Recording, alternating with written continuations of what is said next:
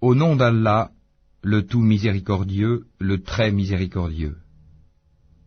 Sur quoi s'interrogent-ils mutuellement? Sur la grande nouvelle, à propos de laquelle ils divergent.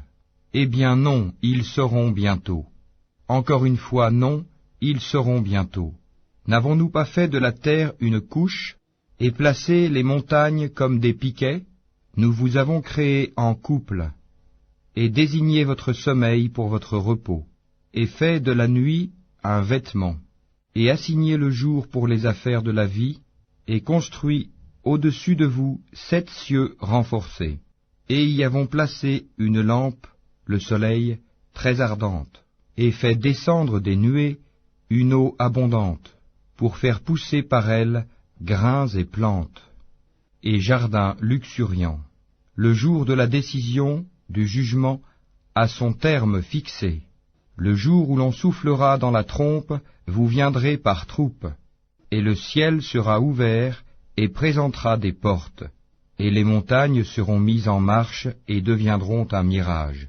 L'enfer demeure aux aguets, refuge pour les transgresseurs. Ils y demeureront pendant des siècles successifs. Ils n'y goûteront ni fraîcheur ni breuvage, hormis une eau bouillante et un pu, comme rétribution équitable, car ils ne s'attendaient pas à rendre compte, et traitaient de mensonges continuellement nos versets.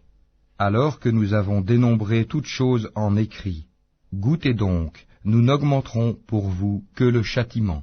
Pour les pieux, ce sera une réussite, jardins et vignes, et des belles aux seins arrondis, d'une égale jeunesse, et coupes débordantes.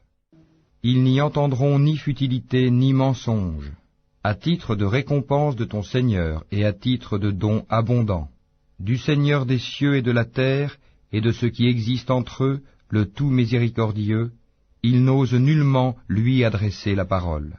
Le jour où l'Esprit et les anges se dresseront en rang, nul ne sera parlé, sauf celui à qui le tout miséricordieux aura accordé la permission et qui dira la vérité.